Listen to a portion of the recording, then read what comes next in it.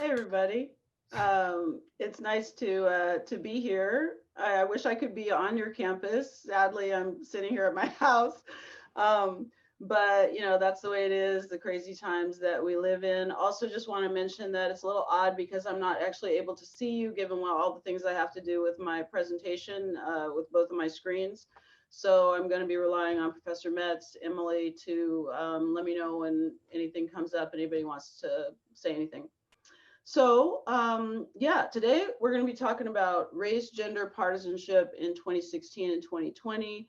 Ironically, in some ways, it's all playing out in a battle between two white men in their 70s, but they represent very different visions for the future of this country. And so here's my outline. I want to talk about how did we get here and say a few things about the context that got us to the point where Donald Trump is president of the United States. And then I want to talk about how intersectionality helps us make sense of some of the really nagging, almost existential questions of this election, this past election, and certainly some of the things that we have to think about as we're in the middle of this election right now in 2020.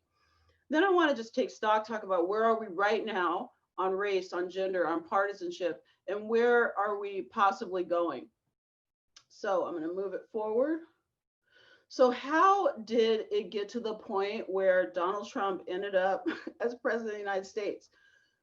From the perspective of this map, from the perspective of the number of states that Trump won and the Electoral College, of course, it looks like Trump won a decisive victory. But as we know, really what it came down to, out of the more than 120 million votes that are cast in the election of 2016, it all came down to about 107,000 votes in 3 states that effectively decided the election: Michigan, Wisconsin, and Pennsylvania. And that's where they are right now. You know, their campaigns are I think that Biden is in Pennsylvania tonight. I know that Trump says he's going to be in Michigan tonight.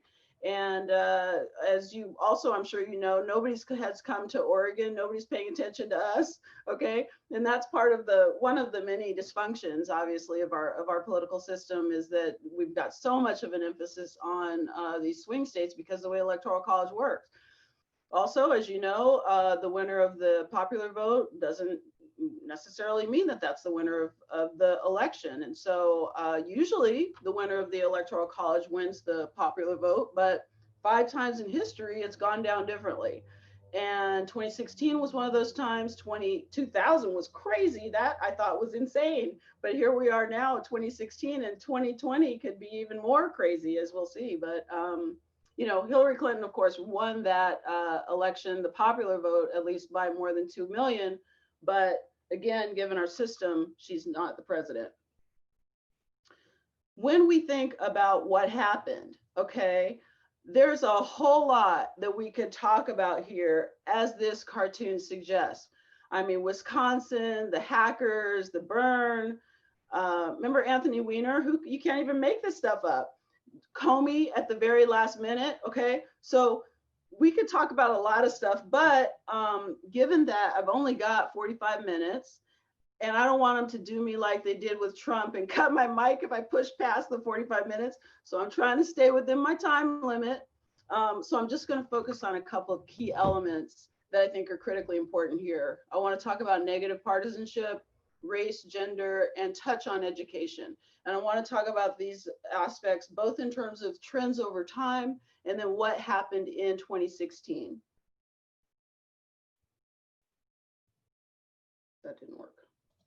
Okay.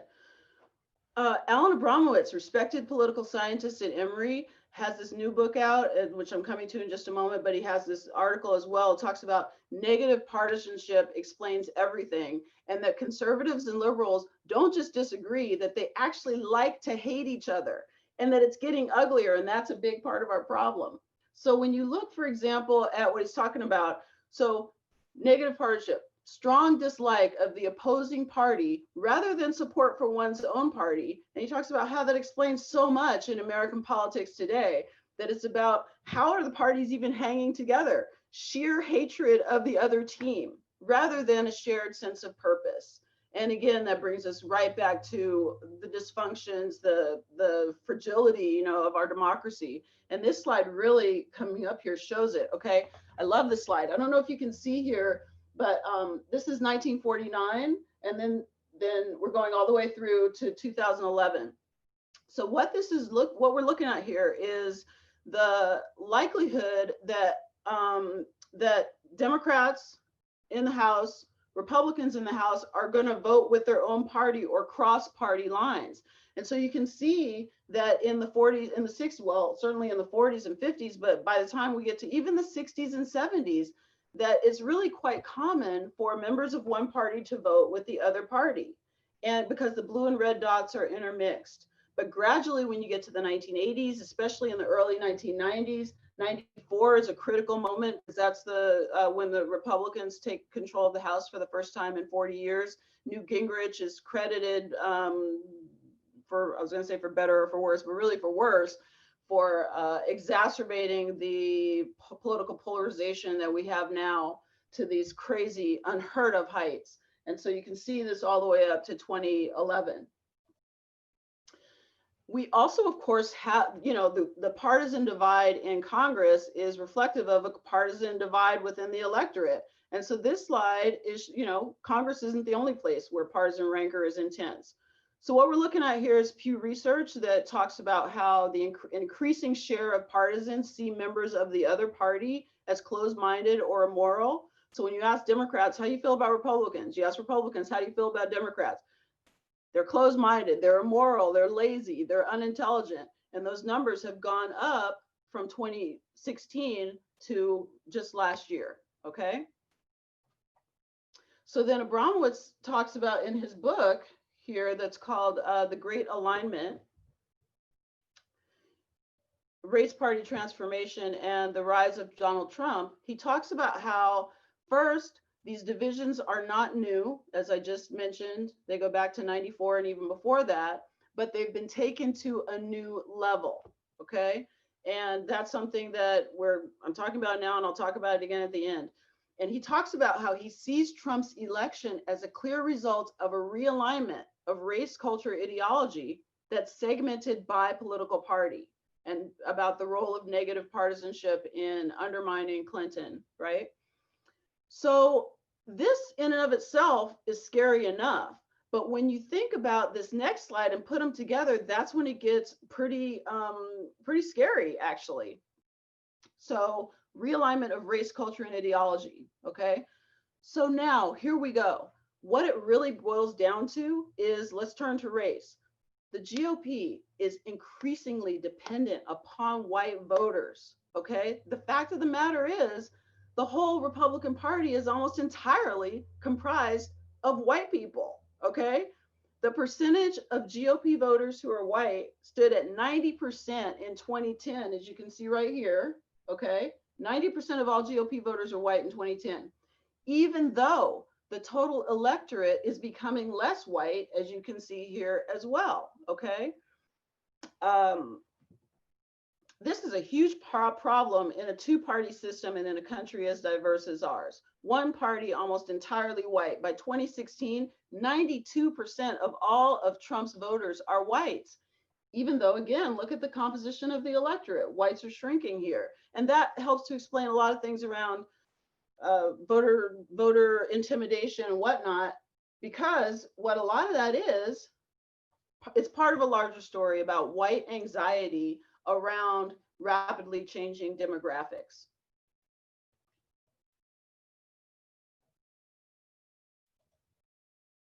And that brings me to race baiting.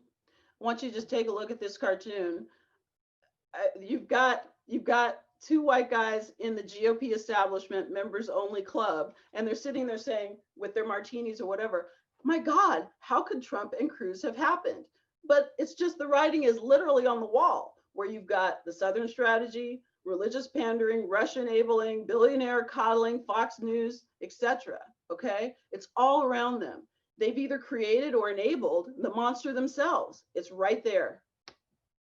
And so, and this has been going on since at least the 60s. We could go back further in time, but again, my time is limited.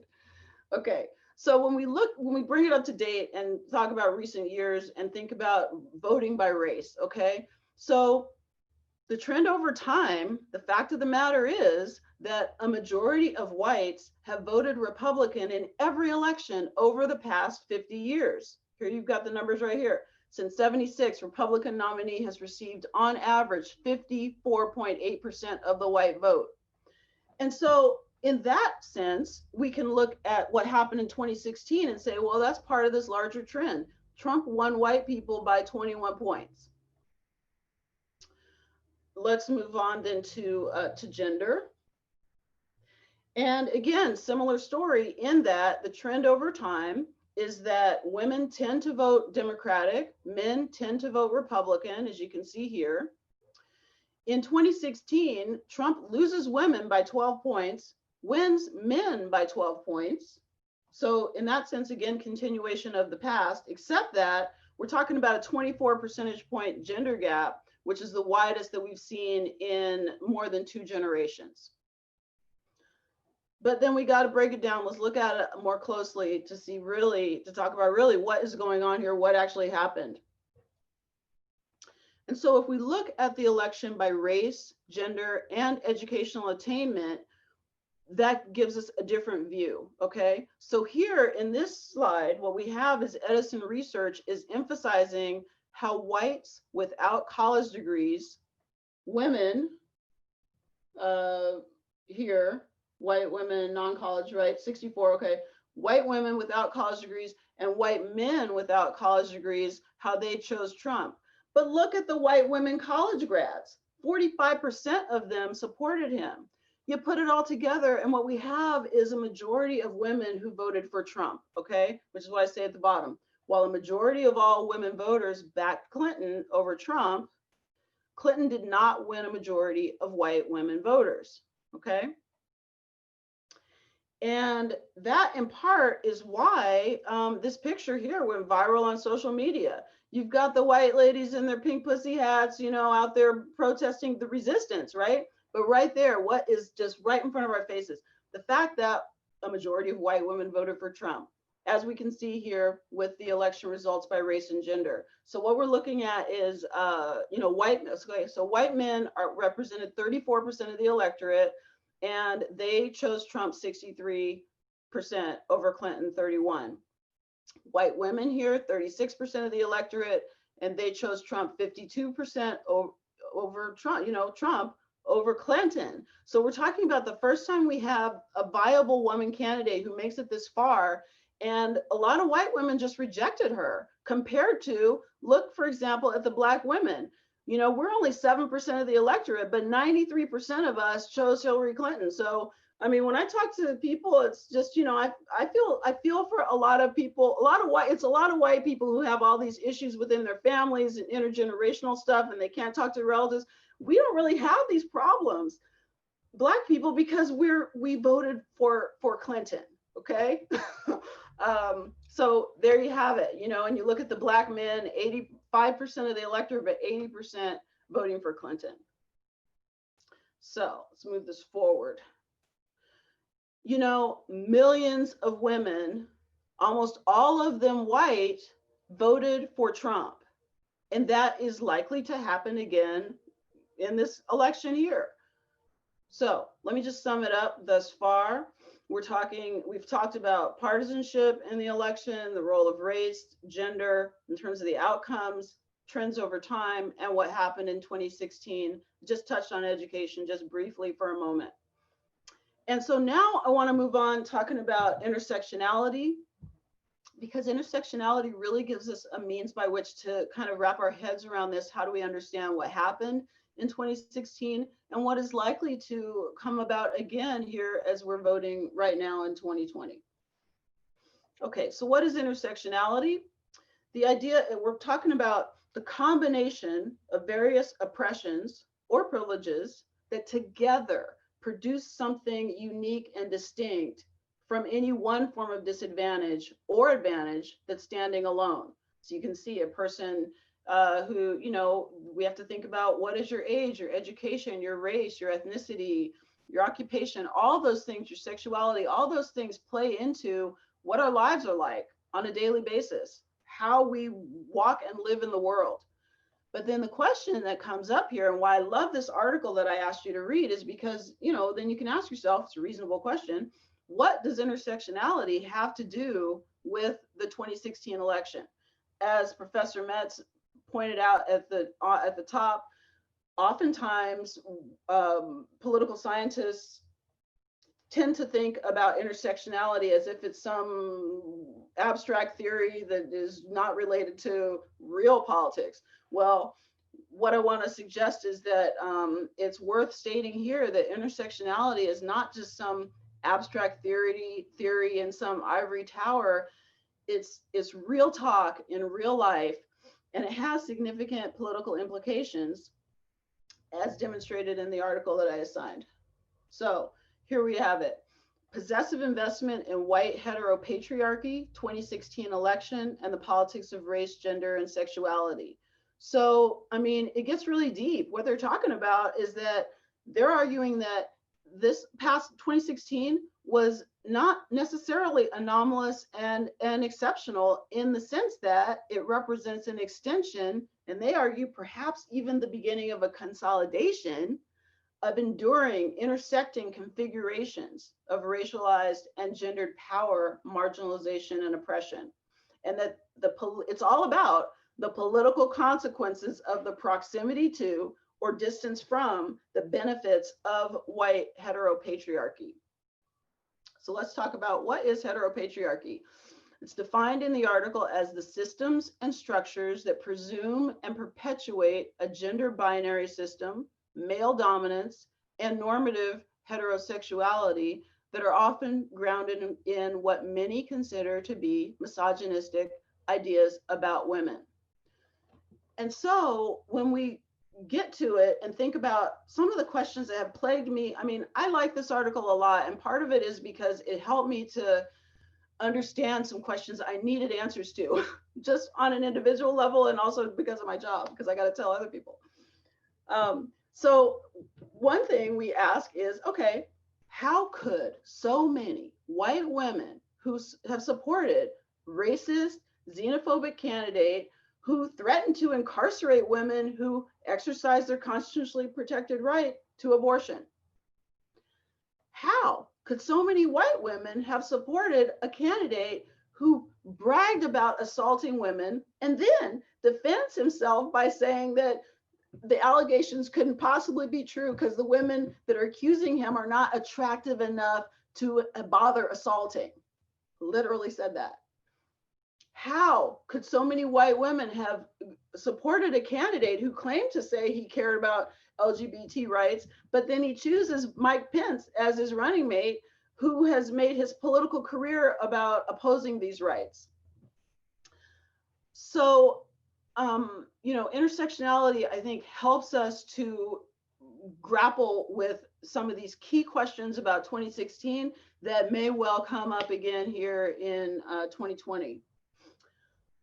How do we wrap our minds around this? The concept of heteropatriarchy helps us to sort out things like Hillary sucks, but not like Monica.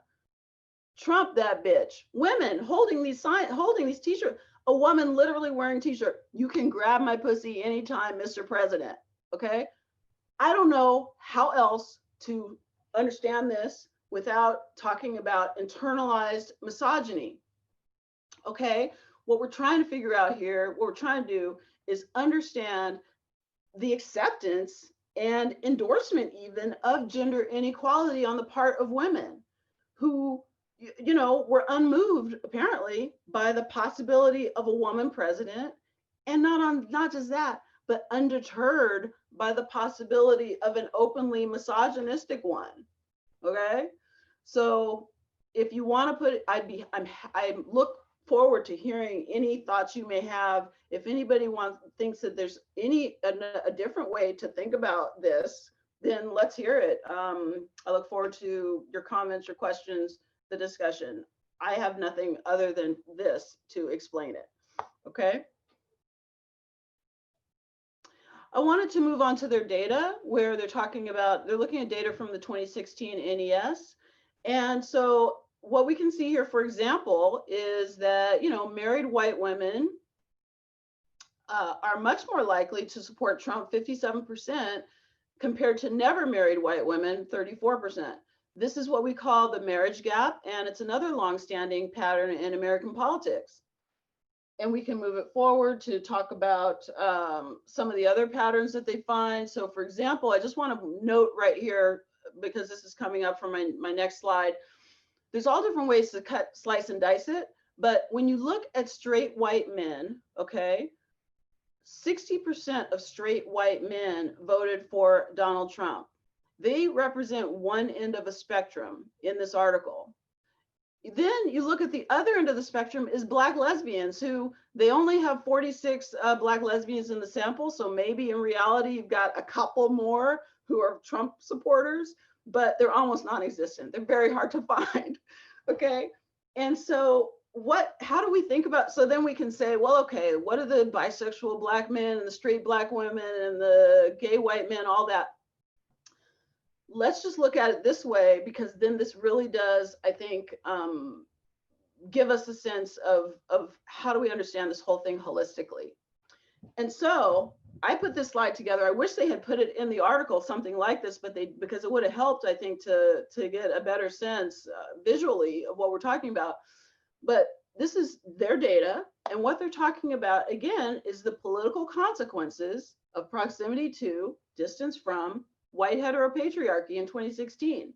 So we see a clear pattern here. We've got straight white men out here at the far end holding it down for the Trump supporters, as Trump voters.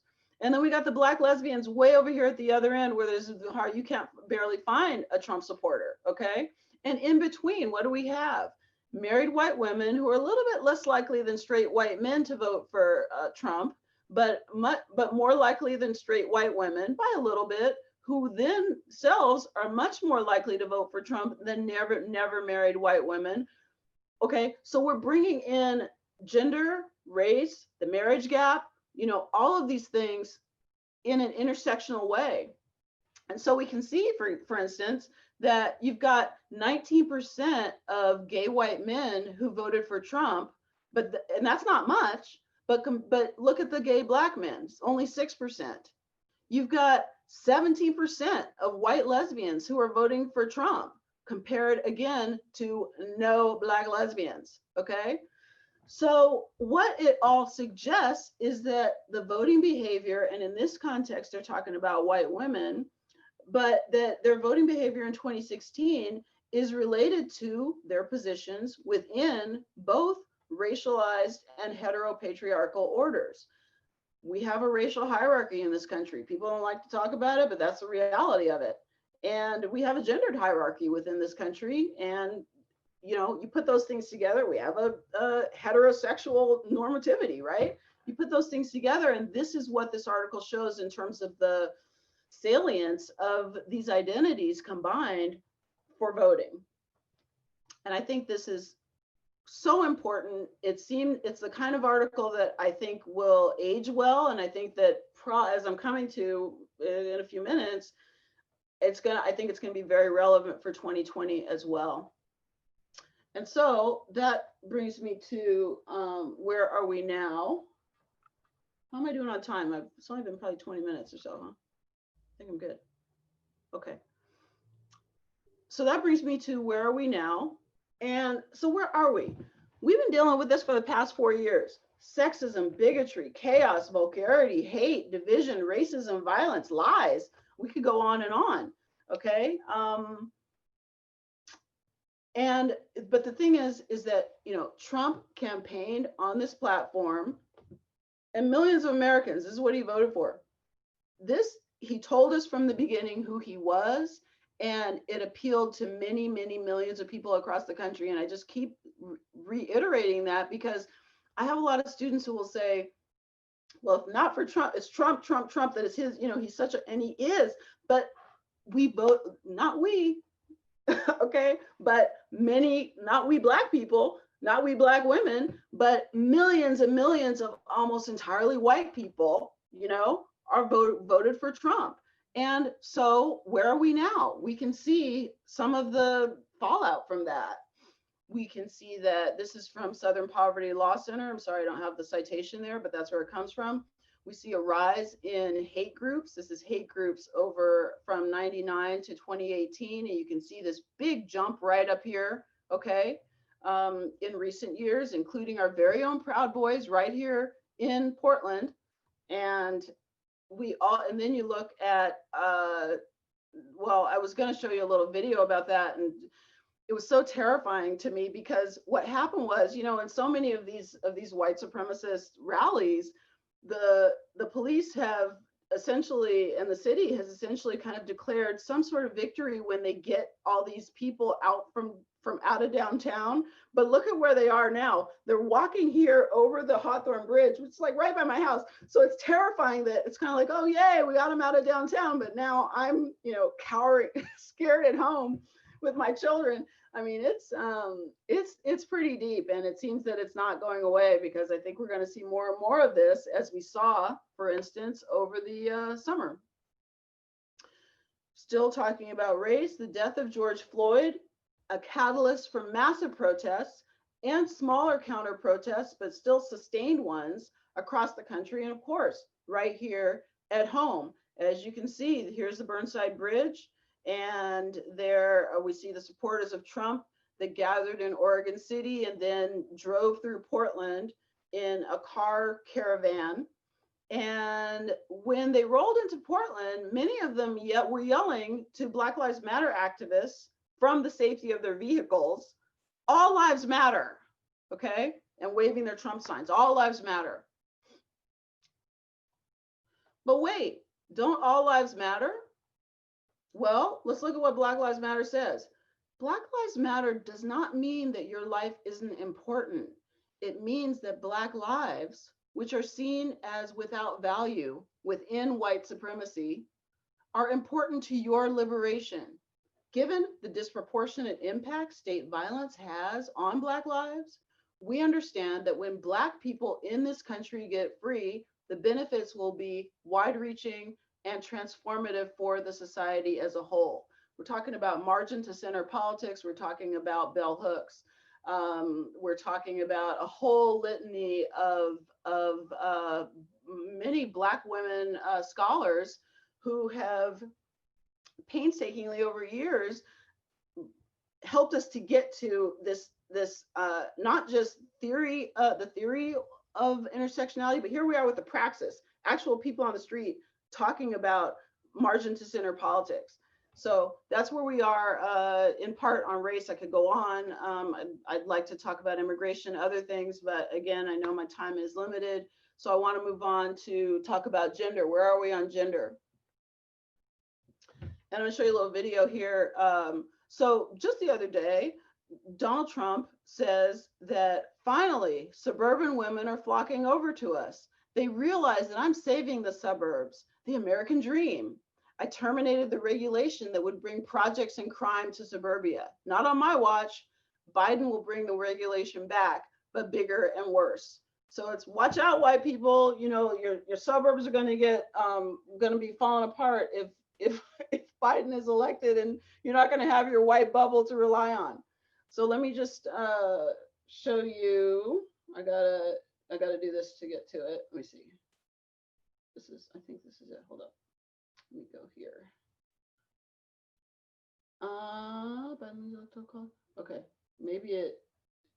Oh, it didn't let me do that. Hold up. Close. Oh, here we go. Okay. Loves it, but not everyone lives it quite like President Trump. He may be running for re-election in 2020, but President Trump is living in 1950, back when father knew best. In a tone-deaf plea to suburban women yesterday, he said this. I'm getting your kids back to school. Get your kids back to school. You know what else? I'm also getting your husbands. They want to get back to work, right? They want to get back to work. We're getting your husbands back to work. He seems to miss that decades ago, women joined the workforce en masse, and now they actually account for the majority of it. The current recession is hurting them more than men. Layoffs happening in sections of the economy where women are disproportionately represented. And 1 in 4 women report they are considering leaving the workplace or cutting back time because the burden of the pandemic is falling more on working moms. But this is hardly the first time the president has shown he thinks of women as waiting all day at home for their husbands to return from their breadwinning careers. In his false claims that Joe Biden and the Democrats will destroy the suburbs, which, by the way, are more diverse than ever, he refers to women who live there as housewives. Even in his interviews from the 90s, his outdated view of the world was clear. I think that putting a wife to work is a very dangerous thing. I have days where if I come home and, I don't want to sound too much like a chauvinist, but when I come home and dinner's not ready, I go through the roof. Now, more recently, when asked about investigations of his Secretary of State, Mike Pompeo, over accusations that Pompeo had staffers perform personal chores, here's what Trump said. Look, he's a high-quality person.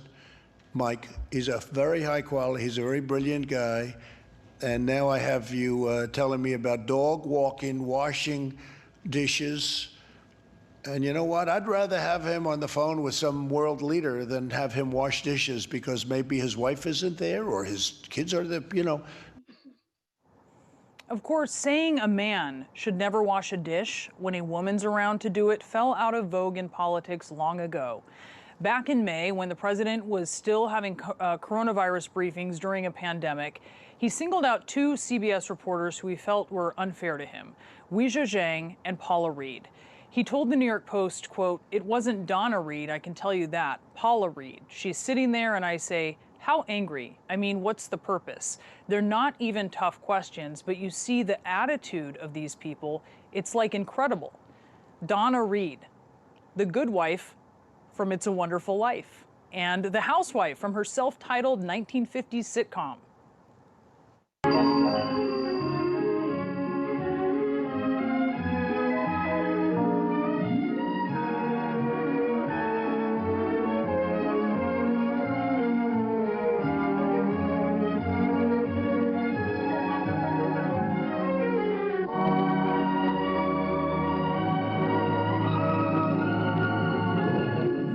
Her husband on the show was a doctor. She managed the housework and getting dinner on the table. They had 2 kids, 1 boy, 1 girl. They were white. Life was practically perfect if you ignore the injustice happening outside their suburban neighborhood. And as they say, ignorance is bliss. The president certainly seems to think so. His penchant for the black and white era also includes movies. Here he is longing for something other than the foreign language film Parasite that won Best Picture at the Oscars this year. What the hell was that all about? We got enough problems with South Korea with trade. On top of it, they give him the best movie of the year. Was it good? I don't know. I'm looking for where let's get Gone with the Wind. Can we get Gone with the Wind back, please? Sunset Boulevard. So many great movies. Gone with the Wind, which romanticizes slavery and the antebellum South. It's a bad look for a president living in an age of reckoning over racism. And I guess he also missed the part where even Scarlett O'Hara got a job managing a business. Last year, when Pete Buttigieg was running for president, Trump told Politico that, quote, Alfred E. Newman cannot be president of the United States. Alfred E. Newman was a fictional character from the 1950s whose face there was synonymous with Mad Magazine. Buttigieg said he had to Google it because he didn't know who Alfred E. Newman was. Recently, Trump also took a jab at Dr. Anthony Fauci with another outdated reference, saying that Fauci gets more airtime than Bob Hope. Bob Hope, who died in 2003, is an icon, no doubt, but he was in his 50s in the 1950s. And it's not just Trump, it's the folks he's surrounded himself with. Listen to his former campaign chairman, who later was convicted and sent to prison. Here Paul Manafort was back in 2016, trying to explain why women voters would flock to Trump. Many women in this country feel they can't afford their lives. Their husbands can't afford paying for the family bills. You know what you just said, Howard? You said women are concerned about their husband's income. Do you think I can speak personally to that. 21st century talking? That's their big concern, how their husband's doing at work? Because they can't afford their lives anymore. Yeah. That's the point. It's not some people, it's a matter of jobs. But the president's 1950s worldview extends far beyond the household. He once cited the 40s and 50s as a time when, quote, we were not pushed around, we were respected by everybody, we had just won a war, we were pretty much doing what we had to do. He also... I'm going to stop it here. She goes on, but I hope you get the idea. He just recently also was begging women, apparently, in Philadelphia, please vote for me. And that's where things stand for him, given his, what are we going to call it, atavistic views on women and where their place is in society. Okay, so that's on gender. I want to just go on to partisanship. So remember, we talked about how these divisions are not new, but they've been taken to a new level. When you look at all different kinds of research that's looking at this from so many different angles, you ask Democrats, Republicans, would you date somebody of a different party? No. Would you, all basic kind of humanity, a lot of things that we'd ask people just on a basic level, would you consider having them over for dinner? No. So we're at a point of hyperpartisanship that it's about politics, and it's also about everyday life, right? Which is what politics is, because the personal is political. So let me move on to last couple of slides. And so I want to just bring this back, and you think about what is this likely to be here in 2020? And this is really the key question of my talk. Is anything likely to change in terms of the positions within both the racialized and the heteropatriarchal orders? I don't think so. Probably not. I mean, the poll suggests that straight white women, never married white women, some of them are moving this way, right? For reasons just discussed in that video, they're moving more towards Clinton voters. But it's not, the polls that we have on either end of the spectrum are likely to be still the same here in 2020. And that's likely to be the case for many years to come. So I don't see any way that it's going to be anything different. So let me just move forward in the last couple slides. Where are we going? So I wanted to just, it looks like Biden is going to win this thing, right? We're looking at, when you look at all the polls, all of that, that's what it seems like. When we look at the battleground states here and you think about the percentage point lead for Trump and for Biden in the places where Trump has got to win or else he's not going to win. You know, you look at Florida, Pennsylvania, Michigan, look at that. Wisconsin, Minnesota. So some of the, we just talked earlier about 107,000 votes across 3 states is how Trump ended up in the White House on top of all the other issues, right? That seems unlikely to happen this time, given the margins that we're talking about. But we have to ask ourselves, have we seen this movie before? And so that's my second and last video. And let me just go to where it is. 1 second.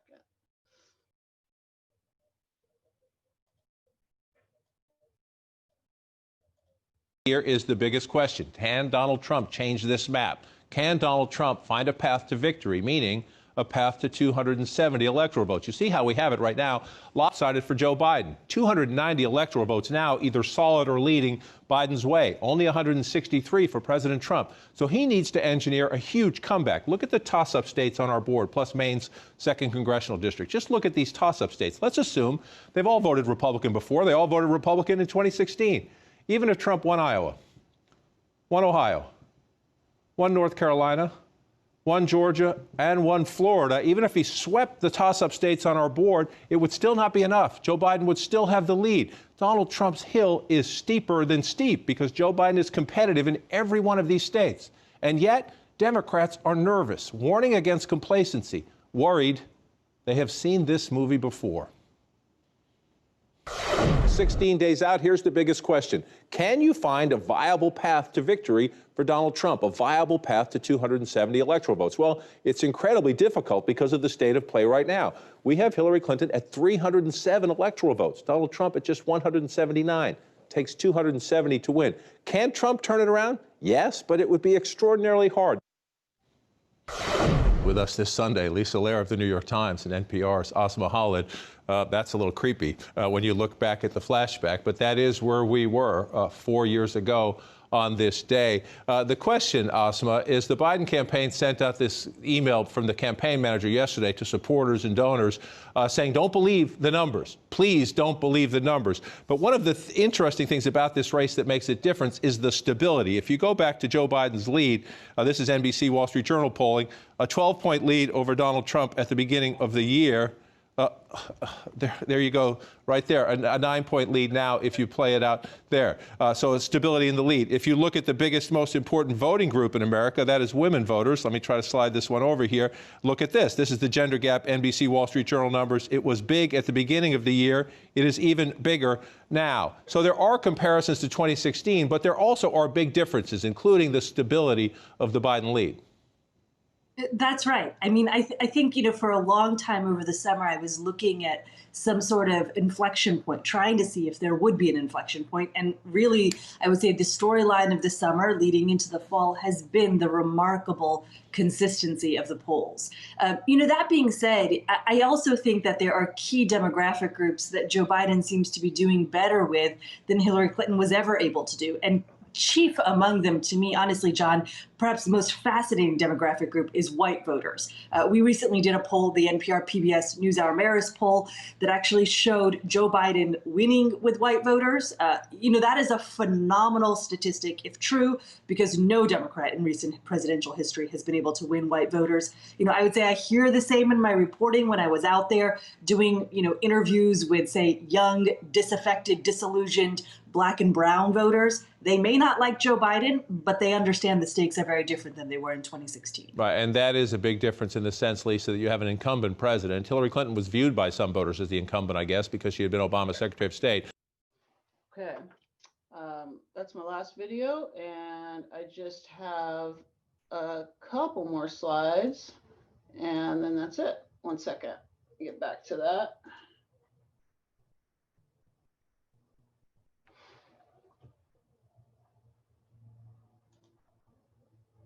Okay. Today, we're ready to share our home with the world and welcome you on board with warm smiles, kindness, and... Okay. Wasn't expecting that. Okay. So, I mean, it seems that this time is different, but we'll just have to see what happens. And so I would say we can look in the short term, and I would suggest you fasten your seatbelts. We could be in for a crazy ride. I just read this article in the Times by Ron Susskind talking about the day after Election Day. Current and former Trump administration officials are worried about what might happen on November 4th. So it could be, well, put it this way, most likely Election Day will end without a winner named. We won't have a decisive winner, most likely by the end of the day tomorrow. It could take weeks or months before the result is known and fully certified. That could be a peaceful process where votes are reasonably counted, civil unrest doesn't happen, or all hell could break loose. And in fact, I'm sorry I lied, because I do have one last video that I've got to show you. It's only 1 minute, but it's about Trump talking about, I gotta get out of this. It's about Trump talking about, I don't know if I'm going to leave office. And we're talking about a peaceful transition of power that he's saying, take it or leave it. Not so sure. Maybe I'll leave, but maybe not, because I think the whole thing's rigged, right? And look at the headline. Americans are worried about Election Day violence and chaos, and they're buying guns and toilet paper. All right. So that's not a good sign.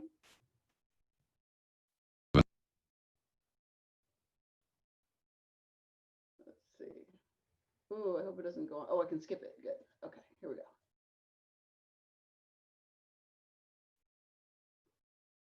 The election. Well, we're going to have to see what happens. No president in history has ever refused to hand over power to the next, but there have been a few closely contested presidential elections. The presidential election isn't really a national election. Rather, it's 51 separate elections. If a candidate wanted to contest the results, they would have to go to the state courts first. If there are constitutional issues, only then could the case go to the Supreme Court. In the 2000 presidential race between George W. Bush and Vice President Al Gore, Bush won the electoral vote by a slight margin. In that election, some ballots in Florida were not punched out properly, making it difficult to determine who a voter had selected. Bush's side fought to dismiss those ballots, while Gore's side wanted a manual recount. The case made its way to the Supreme Court, which ruled in Bush's favor. Gore peacefully conceded, and Bush became America's 43rd president. In highly partisan times like now, lawsuits about election outcomes are likely to become more common. But no matter how contested an election is, the Constitution requires the president and vice president to end their terms of office on January 20th. If they refuse to leave, well, that's an issue that we've never seen.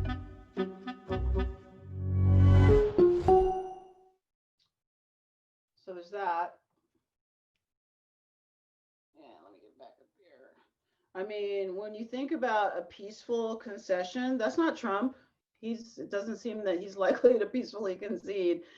That's why, in part, again, one of those signs of just such dysfunction in our democracy and how fragile it actually is, our institutions, that where many Democrats are kind of banking on hoping for this landslide victory so that there isn't this issue of what actually happened, like we had in 2000, like we've had 5 times in American history and 2 times in just recent years.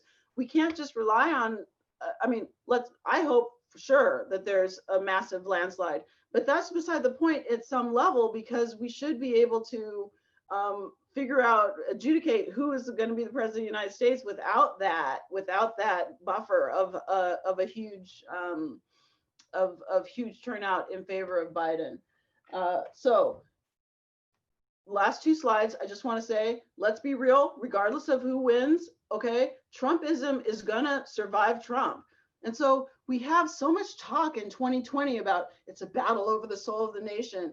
But after all of everything we have seen by this president, look at his popularity. You still have 44% of Americans who approve of the job that he's doing and think that he's a pretty good guy. And look at the consensus forecast. You know, if he wins even 163 electoral votes, that's a lot of states. That's a lot of people. And so what we talk about is a battle over the soul of the nation, but really what we're talking about here is about white voters. It's about the souls of white folks, you know, at some level. Because as I've shown you already, you know, the GOP is a party of all white voters almost entirely. And so that's another concerning thing. I'm going to end on some silver linings though. I just have 2 last slides. One is that I think we have seen, it's clear from surveys, other sources, that we have a shift in white liberal attitudes in recent years. White liberals are realizing, oh, post-racial isn't happening. I've been teaching race politics since during the Obama years, right? And at that point in time, things were pretty different in terms of this sort of kind of yearning for a post-racial kind of world that is just not happening. That is part of what we are seeing right now. Yes, white supremacy is still a thing.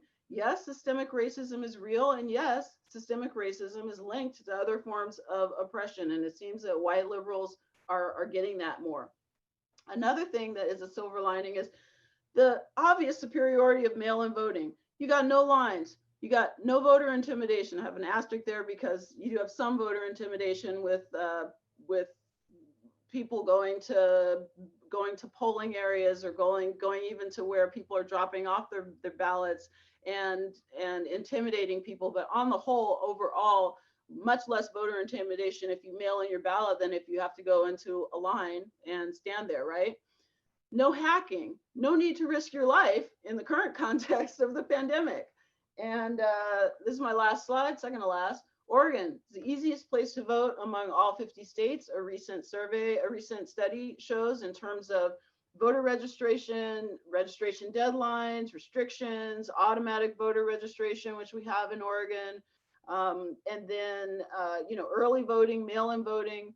And so really no excuse. You all should go out and vote if you haven't done that already.